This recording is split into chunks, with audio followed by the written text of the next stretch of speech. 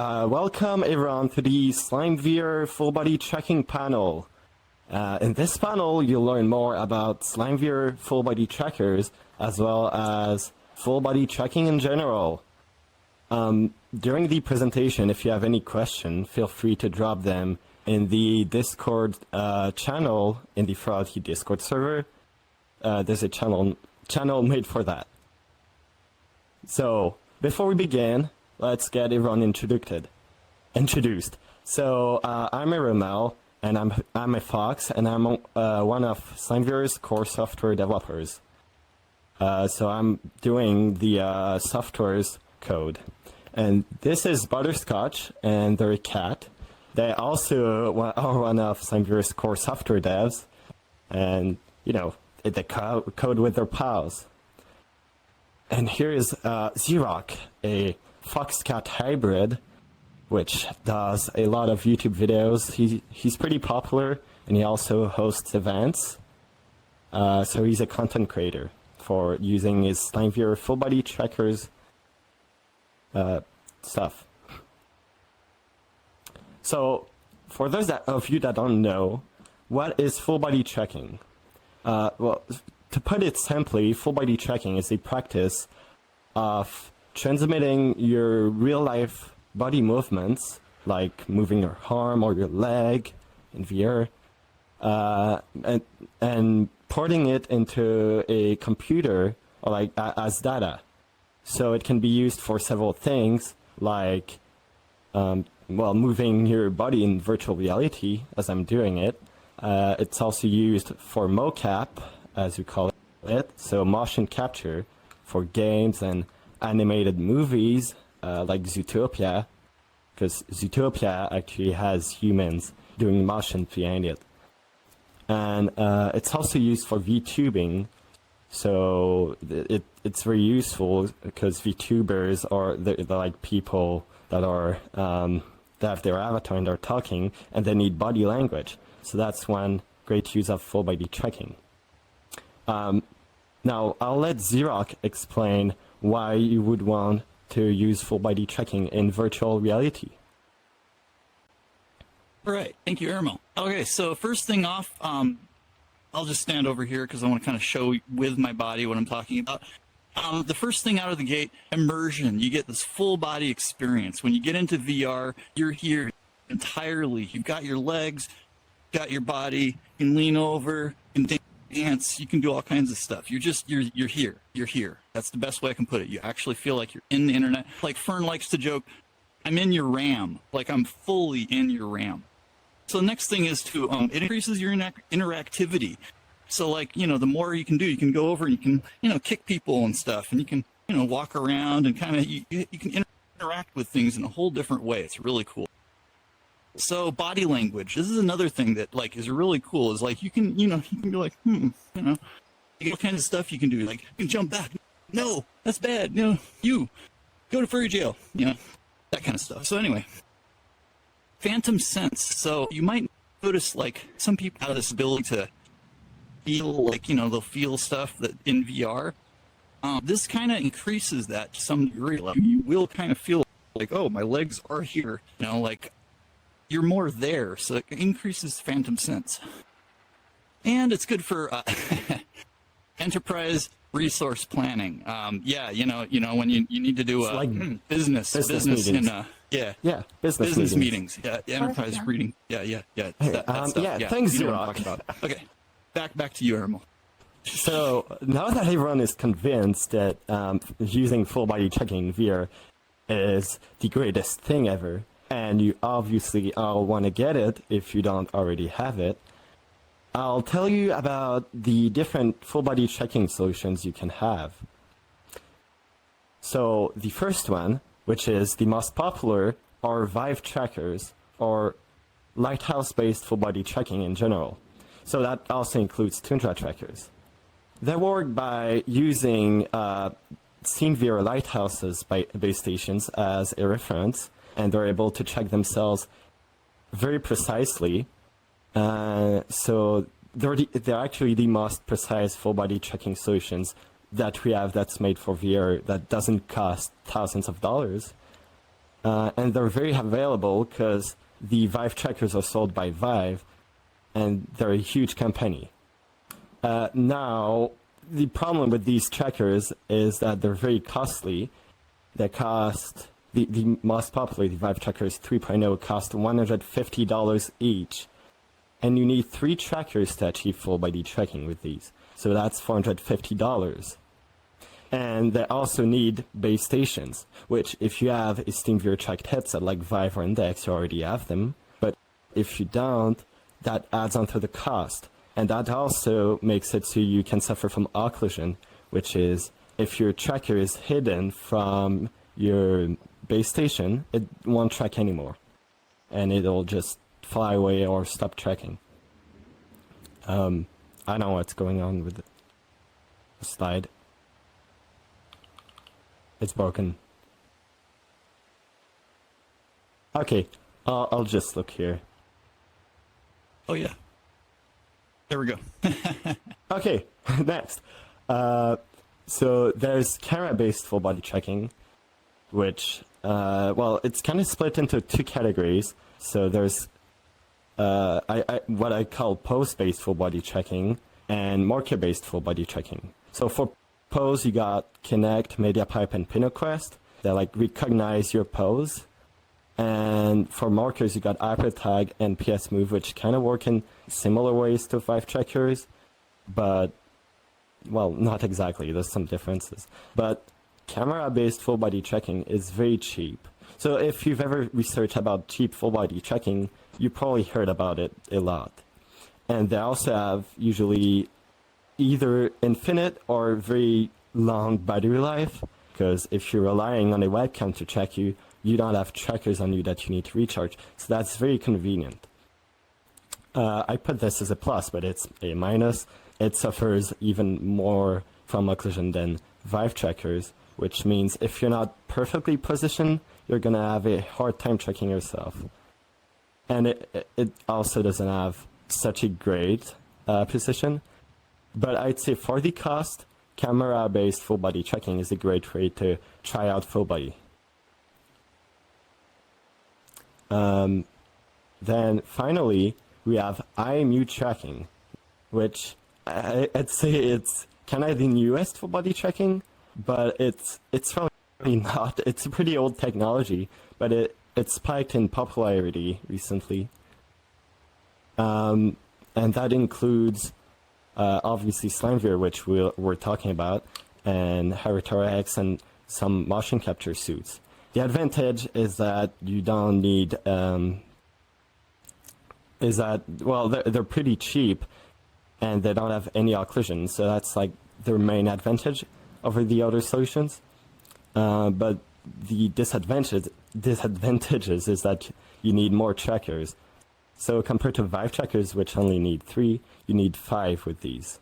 And they also suffer from yaw drift or magnetic interference, which is caused by not having a reference. So over time, your trackers actually will drift on the horizontal plane, which it's fine. It's not that bad, but it is something to consider. So SlimeVR, which is the whole topic of this panel, is an IMU-based full-body tracking solution. And what's so great about it is that, first of all, it's fully open source, which I'll tell you more about later. And it supports pretty much anything you could think of, or if it doesn't, it will. So it supports VR, to use them in virtual reality, mocap, using BVH files if you want to do animations, and it supports VTubing through the VMC protocol. You're also able to DIY your own SlimeVR trackers, so you can make them from scratch and even sell them if you want. And they're very focused on being accessible, so they only cost $165 for a base set. Now I'll let Butterscotch tell you more about how SlimeVR exactly works, the in-depth of the software. Yeah, so how the heck does SlimeVR actually work? Well, SlimeVR uses inertial measurement units, more commonly referred to as IMUs, to measure the rotation, acceleration, and the magnetic field around you. So this is very useful for tracking your body, but there are some caveats to that. For example, the acceleration isn't accurate enough to use to estimate a position directly. So SlimeVR mainly uses the rotation to estimate the position, and then the acceleration to correct from that. The magnetometer also has some serious issues, mostly with interference. I believe Erimel mentioned that earlier, but that is commonly caused from a lot of household things, like mattresses with springs in them can cause a lot of interference, metal bed frames, metal chairs, computers, even like magnetic controller parts. I know Quest controllers, some people have problems with that. So that's the hardware side of things. What about the software? On the software side of things, there's the skeleton and body proportions. So the skeleton is required for the tracking to work.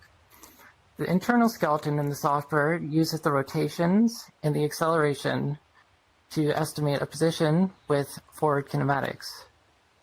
So forward kinematics, what is forward kinematics? Well, forward kinematics isn't very commonly known, but inverse kinematics is more commonly known for being used in games heavily. For example, with VR chat, if you don't have any elbow trackers or arm trackers, then when you move your controllers, it will calculate the rotations of your arm from the position of the controller. That's inverse kinematics. SlimeVR uses forward kinematics. Forward kinematics is the opposite, where you have rotations, aka the rotations from the trackers, and then you can calculate the positions of the end body points. So, for example, if I were to rotate my leg in this way, the foot moves in that direction. So, how does that work? That requires the body proportions mentioned earlier, because since there's only the rotations, there's no spatial data, meaning that we need to calculate the spatial data using body proportions. These body proportions are set manually and are a first-time requirement, but after that, they aren't required to be set up again. And so it's a very similar method to a lot of professional mocap solutions, but there are some key differences. For example, SlimeVR doesn't embed the trackers within clothing like a lot of other solutions do. And also, SlimeVR uses a lot less trackers than the other solutions do. But as a result of this, there's a couple things. So there's the result of having less trackers, and they're not mounted as good as if they were in clothes. So there's a little bit more inaccuracy which has to be compensated for. So that is one thing that the acceleration is used for. It's used for correcting for that inaccuracy. But some benefits of that means that it's much cheaper, it's easier to use, and it's more available to consumers.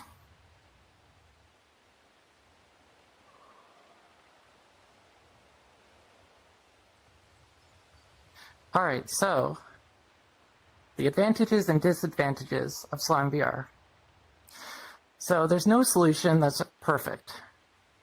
We all know that every tracker solution has its problems, like Vive trackers and such have occlusion. But SlimeVR, on the other hand, does not suffer from occlusion and does not require expensive base stations to operate.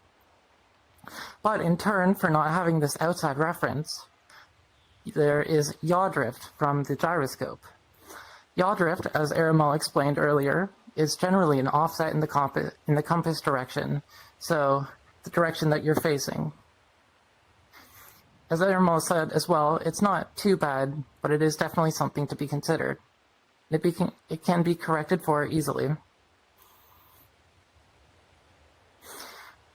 Something else is that it costs a lot less per tracker than Vives do. For example, SlimeVR costs only $35 per tracker, US dollars, whereas Vive is a lot more than that.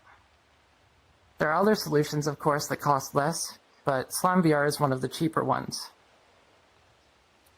But there's also a disadvantage to that, in that SlimeVR requires more trackers. So you will have to pay more than you would for Vives in tracker count.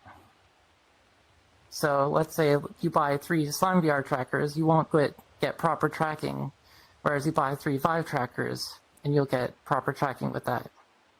But the Vive trackers will cost more. Yeah, it still ends up costing less for 5 trackers than 3 Vives. Yeah. So yeah, the low cost does add up to a smaller total. And the larger quantity of trackers also means that you have more trackers to put on, more trackers to charge, and more to manage. But it's really not too big of a deal, depending on your needs and what you're willing to deal with. Another advantage is the comfort of it. Since they're so light, you don't really get much shaking with the trackers. So you can do fast movements without having much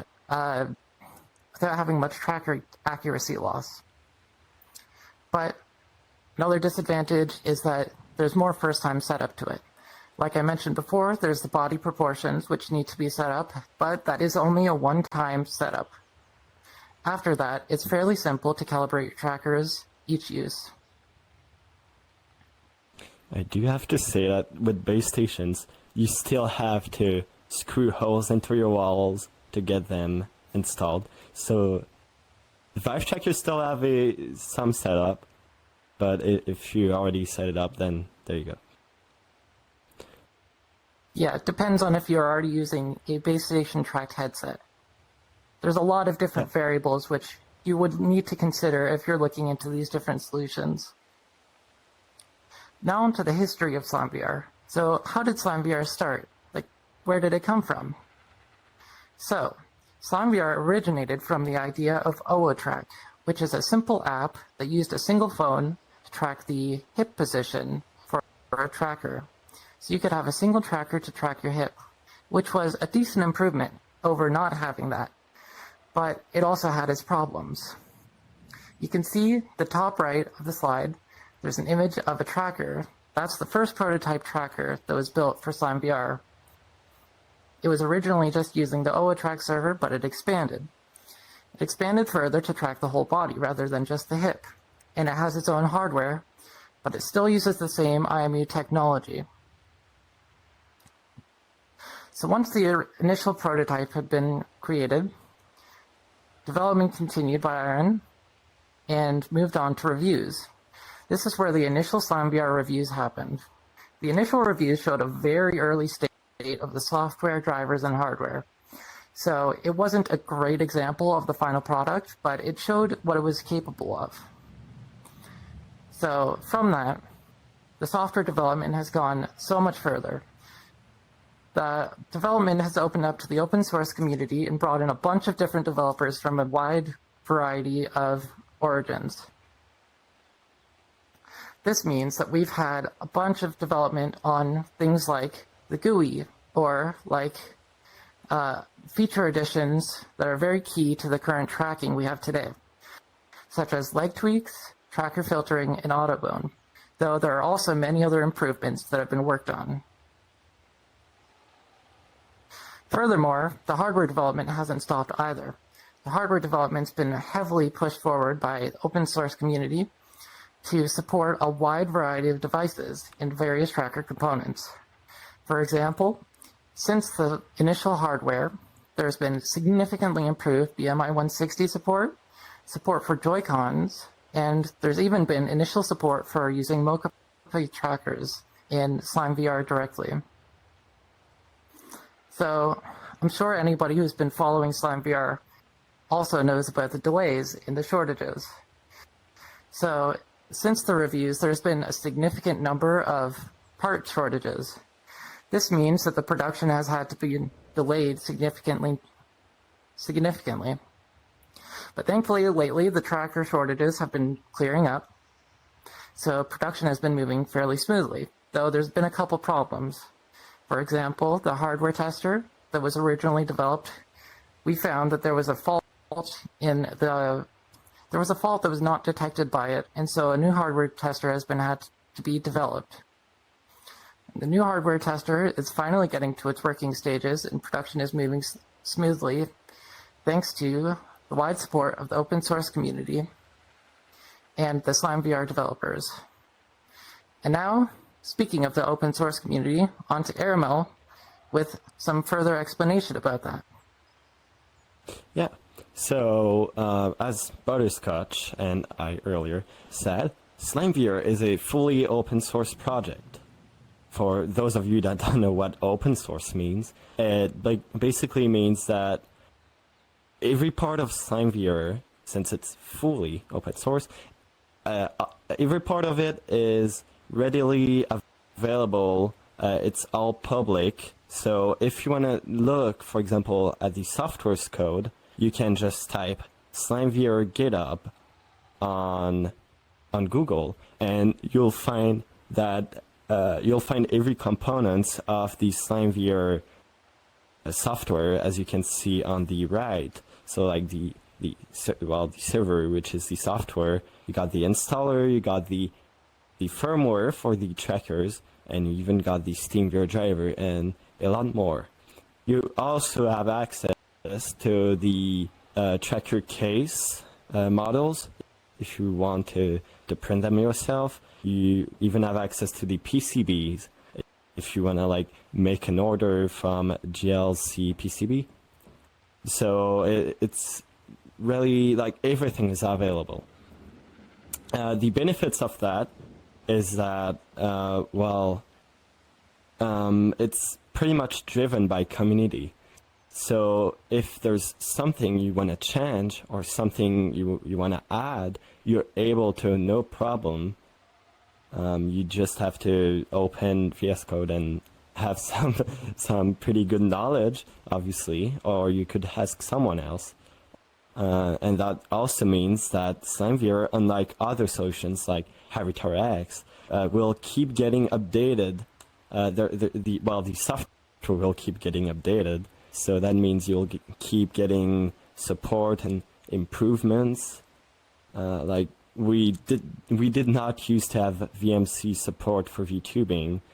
That's only happened like 2 months ago. So that's one thing that open source can bring us. It also allows other companies to build on SlimeVR, since we use the MIT and Apache 2.0 licenses, which are very permissive. So they allow anyone to take the code and basically tweak it to make their own version of it. And as long as they mention SlimeVR somewhere with the original license, they're able to do that. Now, for the disadvantages of being open source, I'm really an open source advocate, but I do have to admit that the main problem is that when there is a problem in the software, for example, if no one wants to fix it, well, you're pretty much screwed. But for SlimeVR, the good thing is that most of the people that contribute to the code actually use SlimeVR regularly. That's a hard word. So that means if there is a problem, we're still guaranteed to have a fix for it, and like as soon as possible. Now, if you want to contribute to SlimeVR, it is under, as I said, the MIT and Apache 2.0 license. So that means anyone can take the code and do what they want with it. And it also allows you to have your own version of the server, which is great. Now, there's been, especially as Butterscotch said, with the initial reviews of SlimeVR by 3 YouTubers, there's been a lot of word that spread about SlimeVR and a lot of information that is now outdated mostly. So I'll let Xerox tell you more about the myths that exist around SlimeVR. All right, so first off, let's start with it sucks. This is one that comes up a lot. People are like, I heard from my friend, SlimeVR sucks, it's no good, it just has all these problems and everything, hard to set up, this and that and the other thing. That used to be true. I would say it's not that true now. If you look at my oldest videos, back from when SlimeVR first started getting going, it wasn't that great. I'm going to be real with you. wasn't that great. It has improved so much. So much. I mean, all the videos I'm doing are pretty much just going, look, it's getting better, it's getting better, it's getting better. It's like actually really good now. So that's the first thing I'd say. Next thing is it's buggy. Well, Erimel just covered that. If there are bugs, and I'm a beta tester, I test for bugs all the time. We work closely together. Just, you know, we're enthusiasts. So if a bug happens, it usually gets fixed really quick, like really quick. It's amazing. Like huge amount of community enthusiasm. The next thing is, it's hard to set up.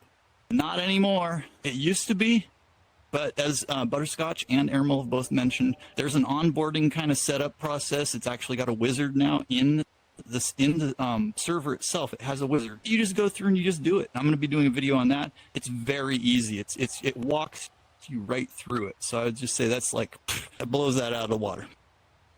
It looks ugly. Well, you know what? Anybody that says that, you look ugly. I'm sorry. I take that back. But actually, some people just don't like the look of it. That's okay. You know what? Nobody sees them in VR, so whatever. Hand controls going here. The last thing here, Vives are just better. Well, I have friends that have Vives, and there's pros and cons to the Vive experience. Erimel just went into those. The occlusion is a big one. When doing yoga, I've found that like oftentimes people with Vives need to adjust. It's how it is. With slimes, you don't need to adjust. You pretty much are good to go. Occlusion, also, you can get under blankets. I was told right before this event started, like, make sure you tell people about the blankets thing. This is a big one. You can get under blankets with SlimeVR. Can't do that with Vives. It doesn't work. They'll go flying away, like my controllers. Anyway. Yeah, and I do really have Vives myself. Yeah. So I can... Right. Vives are great, and well, SlimeVR is also great. There's some downsides and advantages to both. So, yeah. Yep. Now, one last thing I'd just like to come back real quick to it sucks, because there are different types of SlimeVR out there. Joy-Cons can be used. It's something that it's not, I shouldn't even have mentioned it. I'm sorry if you're out there and you're going, oh my God, Joy-Cons can be used. I can have full body tracking. It's going to suck. It's going to suck. It's not going to be good. It's not going to be good. Trust me.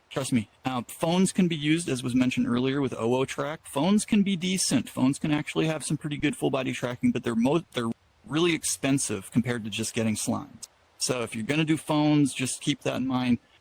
That's like almost the most expensive way to do it, and it won't have quite as good tracking as what you're going to get with slime. So with that, I'll pass it back. But I think the next slide is me as well.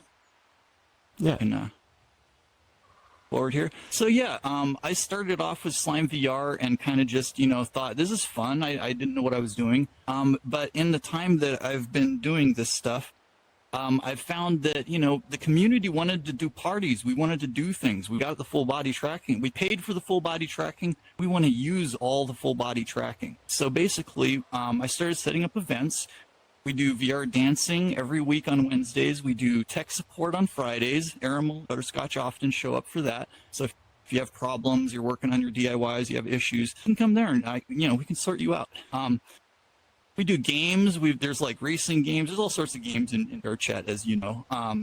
Pole dancing instruction. One of my friends, the Skyner, actually has been doing pole dance safety instruction, things like that. That's something that people are really interested in. There's like graffiti jams, concerts. I do a concert. My band, me and Fern made a VR band called the RG Beans, and we get up there and we're just like jamming it out. We do all that stuff. It's fun. It's like sometimes you need, you gotta get into VR and just jam out. So we do that kind of stuff. Yoga is a regular thing. The first thing I actually really started with was yoga because rid of this guitar. Because, when you're in full body, you want to do stuff with the full body tracking. And yoga is one of those ones where you can really do all kinds of things. And I do more moves now, but, I don't want to take up all the time. But just to say, we have a vibrant, thriving community thing going on at the SlimeVR Discord. You're more than welcome to come check them out. Most of the events are Quest compatible, and if you just want to come and see the tracking or come, tell your friends and stuff like that, just friend me on VR chat and drop in. I do the events all the time. So with that, I'll pass it back to Erimel. And yeah, on more, yeah. So, we yeah, didn't this one. plan to finish that early, but That was pretty early. we'll Yeah, be question? checking questions on Discord. If you want to know more about SlimeVR, feel free to join our Discord at discord.com/SlimeVR or discord.gg. If you want to order them or just check, the marketing, the actual code supply page, you can do so by visiting SlimeVR.dev. And if you're looking for an alternative to FullBody tracking that doesn't require having trackers or buying anything, well, you can install Google Loco on your VRChat avatar, or you can try out Standable for $20 on Steam. So we'll be checking Discord if there's any questions, but I don't know where the channel is, Firon, if you can help me with that. We actually have Q&A from Q&A channel on the Furality Discord. Yeah, where's the channel? Yeah, I've been looking I'll read at out the it. questions to you. Don't worry about it. Oh, okay. All right. Let's see. So first question here is from Mojo to Fox. When can we expect for the SlimeVR sets to be shipped out? Okay, well, so as Butterscotch said, there's been a lot of delays in production, so the shipping dates changed a lot, and it can be very confusing. If you want to always know, you should. I invite you to join our Discord. But currently, the first wave sets. So if you ordered, let me just bring it up. If you ordered before May 5, 2022, they're planning to ship in like 2 weeks or something. So they're really working on that as fast as possible. If you ordered until December 25, 2022, they're probably gonna ship, I think, in like within 1 or 2 months, because I got delayed a bit from the for the iMuse. And then if you ordered before April 2023, they're planned to ship August, and then everything after that will be for October. So if you do order now, your trackers will. If you order now, your trackers will ship for October. So that kind of sucks, but there's not much we can do about it. It's the nature of the supply chain. Well, thank you for answering that. I've got another question here from Elena was here. They ask, is there going to be an update tool to wirelessly update the firmware? Yeah. Oh, yeah, you can answer. Yeah, that's planned. Currently, you can do OTA updates, which is a wireless update, stands for over the air. You can do that using VS Code, but currently there isn't an included tool. But that is planned, hopefully soon, but we'll just have to see how it goes. And you don't need to update the trackers to get all of the software improvements. So Yeah, the that's trackers, only for the firmware updates. They don't update that often. I believe the last update was like maybe months ago or something. There's probably one coming soon, but it's definitely a good amount of time in between the updates, so it won't be too much of a hassle, even if there isn't. It's pretty stable. Talk about drift. We should actually talk about drift.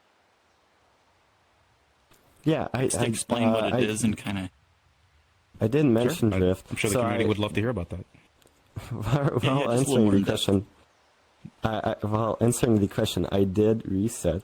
So with SlimeVR, as there's drift due to the iMuse, your trackers slowly basically do this over time, right? But that's over the span of dozens of minutes. So to compensate for that, you need to do what we call a reset, which can be done in various ways, and it resets your trackers to point forward. So what I do is I Sometimes it's kind of finicky because it's on my, there you go. So I triple tap my chest tracker and it resets, as you can see. So if I look forward towards there while resetting, I'll be scuffed. But then, there you go. So it's really not that bad. You can just reset in around 4 seconds. Pretty easy. Yeah, you can jump in there and you can do point a out- reset. Let me point out one quick thing too, is there is a feature of SlimeVR that isn't probably going to be used too much, but Butterscotch actually created a version of the firmware that you can download on your trackers that will enable the magnemometers that we mentioned earlier. And what that does, enabling mag basically gives it a 3rd degree of freedom on top of the 6 that it already has. It gives it 9 degrees of freedom, as they call it. And what it does is basically it'll be using the Earth's magnetic field to basically compensate or calculate exactly where it is in its rotation. So it'll basically stop drift. Have a good magnetic environment. This is the big key. Any kind of metal, any kind of like bedding, like Butterscotch pointed out, springs in the mattresses, things like that. Any metal in the area will cause the trackers to suddenly think that's the center. So you'll walk next to, like, I did a video once showing walking next to a speaker and coming up to it, and you could just see things just shift suddenly. And then walking away from it, it would shift back and correct itself. So it's kind of one of those things where if you have a clear room with nothing in it and no magnetic interference, you can have 0 drift. No need to reset. I've gone this entire show, the entire event so far, I have not reset yet because I have mags enabled. So like this is no resets. We're already at like, we only got a few minutes left, and it's like I haven't reset once yet. So it's kind of it's a cool feature. If you want to check that out and you're curious about that more, you can always ask in the Discord, and we can kind of sort you out and see if there's a way to test. You can test your environment with a cell phone. You can actually wave. There's an app, and you can just walk around your room and test your magnetic environment. If it's in a certain range, it's usable. If not, then, well, it's still really good, even without the mags. Those are incredible. So Yeah. If your mag environment is bad, It'll be the reset time is, I'd say, around 45 minutes-ish. Like I reset after I think 35, 42 40. minutes. that's about right. Yeah, So it's a long time. it's still a while. Like if you play for 5 hours, you're gonna reset 6-7 times, and it takes like 4 seconds. So that's like 20 seconds of your playtime. You're fine. Yeah. It's also worth mentioning more that questions there's from the the yaw audience. reset. If you'd like to More continue. question. Yeah, just Yeah. quickly the yaw reset. You can do that when you're in almost any pose as long as the trackers are facing forward. So you can reset while lying down or sitting down. Yeah, There we go. okay. Let's get Demonstrating. back to the questions. Yep. Woo! Look at that. There it is. So I have a question here from Hakoto.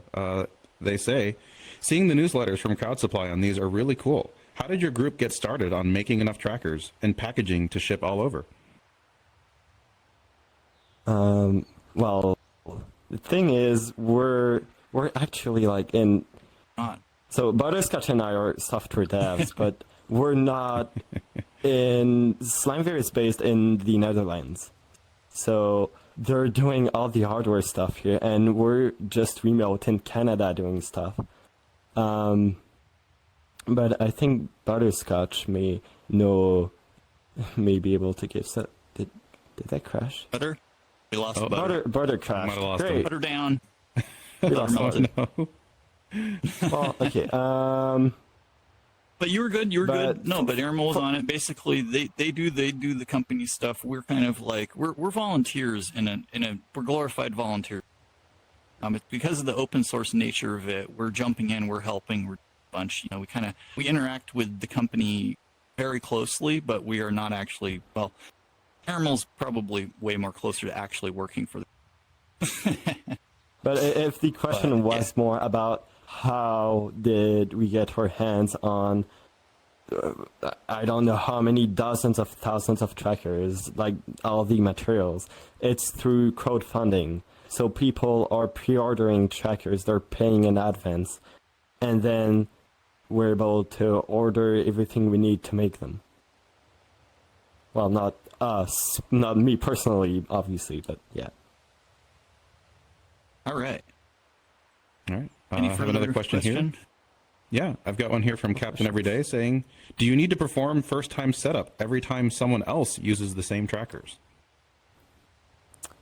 Part of it. Yeah, for proportions. Yeah. Yeah, for proportions. And Butterscotch actually said you need to input proportions manually, but that's wrong, because Butterscotch themselves developed a system where you do a few poses, like for 20 seconds. And it's literally like this, like rolling the head around, and then you squat down, you look left, you right, down like this, you lean down like that, you come back up, and you do a hula hoop. And that's literally all you do. Right there, what I just did, that's it. It's that simple. And that'll adjust your proportions in the software, so your trackers track as you would want them to track. So yeah, you need to set up the proportions if you change user, per person. But it's pretty fast. But you could also just save the VR config file and swap those out, right? Yeah, you can like take screenshots or something. That's pretty easy. You can just save them and just save the file and first copy it time. and then just do it. That's true. First time you would have to. Okay. Yeah. There was a couple of questions related to Wi-Fi, but how reliant is SlimeVR on Wi-Fi, and does it support 5 gigahertz Wi-Fi? So Take that one. Well, Get it? well Go ahead. Go ahead. You go ahead. SlimeVR uses Wi-Fi to communicate with your computer. I just realized we forgot to mention that it works on Quest standalone without a computer. Oh yeah, that's a There is a big question about feature, that, big, so big feature. people would love to hear the answer to that. Go ahead. Well, That's a good one. do I talk about it now? ahead and Let's talk finish the about it Wi-Fi now. question and then Just move throw it on in. to Wi-Fi, the Quest okay. compatibility. Okay, yeah, okay. So Wi-Fi, yeah, it relies on Wi-Fi. So if your Wi-Fi environment is really bad, there are some planned improvements to make it so it's gonna be stabler. Stabler? Yeah. Stable or stable? More stable. But you do need some, like, it relies on Wi-Fi, but I don't have the best Wi-Fi environment on Earth. Like, all my family uses tech all the time, and the trackers work just fine. So I'd say like 98% of people are going to be fine. And if you're not, you can buy some small router or even USB Wi-Fi hotspot. If you use Quest Wireless, you will have no problem with using them. All right, thank you. And now the question is, how does it interact with one thing I'd like standalone to add. Quest? Oh, sure, go ahead. One thing I'd like to add to that though is as a comparison as well, I forgot to mention that Hardware X uses Bluetooth, has a significantly Can you smaller invite range, Butterscotch? more occlusion. I did.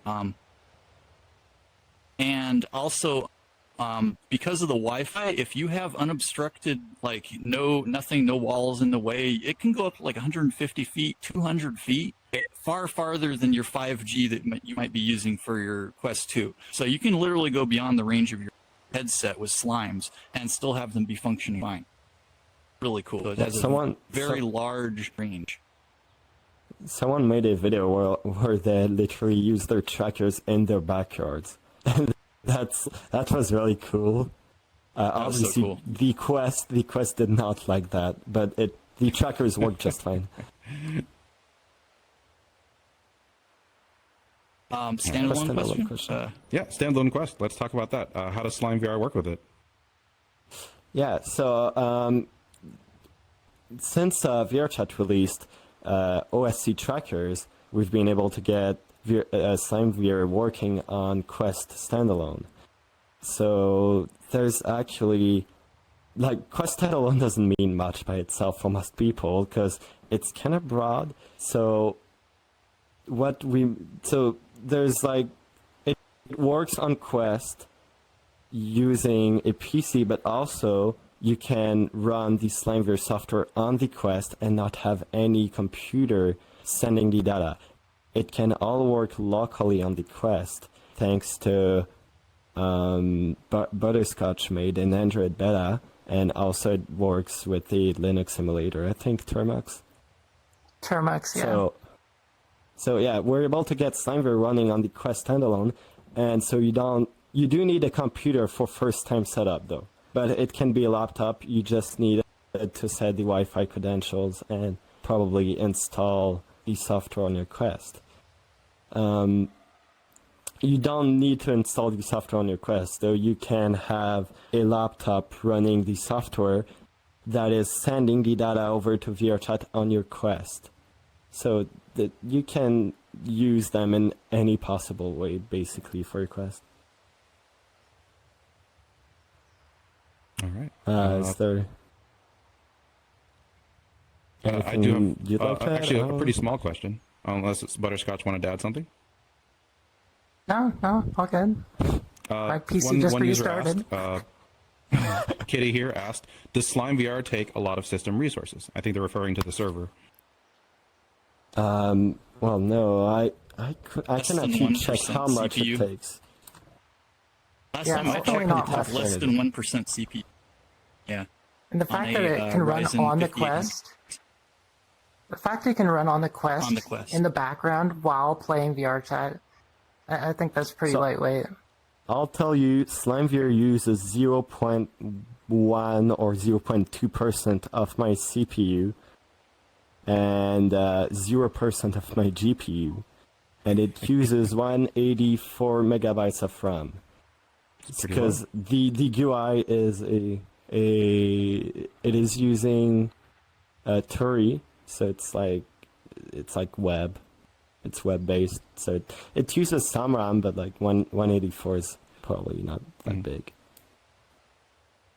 A couple more people were asking about magnetic interference. One person in particular said it's measured in microteslas, and what's an average number of microteslas before it starts interfering with SlimeVR? This one. All right, so usually you need the range to be within about 10 UT or microtesla. Within that range, you'll be okay. If you have a wide range, so like say it ranges between 90 and 150 or something like that, that will be very bad. That will be you're walking around, your stuff's going like twisting all over the place, and you're just twisting hard everywhere. It would be really bad. Within that 10 range, you might notice a little bit, but it'll usually come back, and you'll have a pretty good experience. So like it really depends on the range.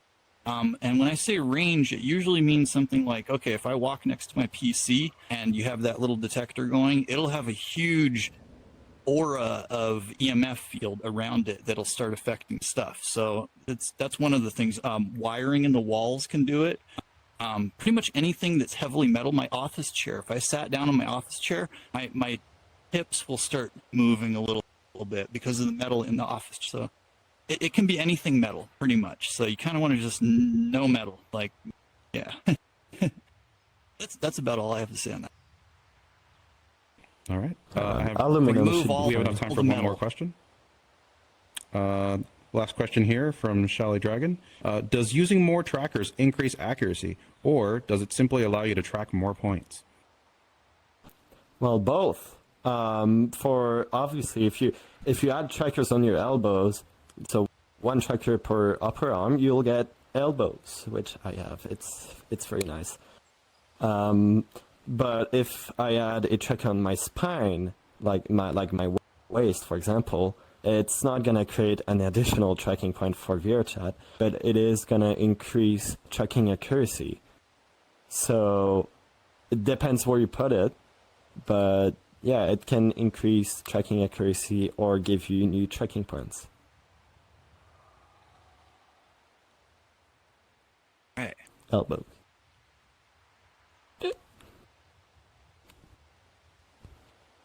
Next question? You're muted. Hear you. I'm a fool. I was going to say thank you so much for answering all the questions from the community, and thank you so much for giving this presentation. Any last words before we wrap up? I want to show one little quick thing. Okay. Ooh, Ta-da! Oh, shoot. Okay, that was it. Very nice. Wait, very wait, I nice. have something. Very nice. Hard to clap. Right? Oh no. We're getting handstand.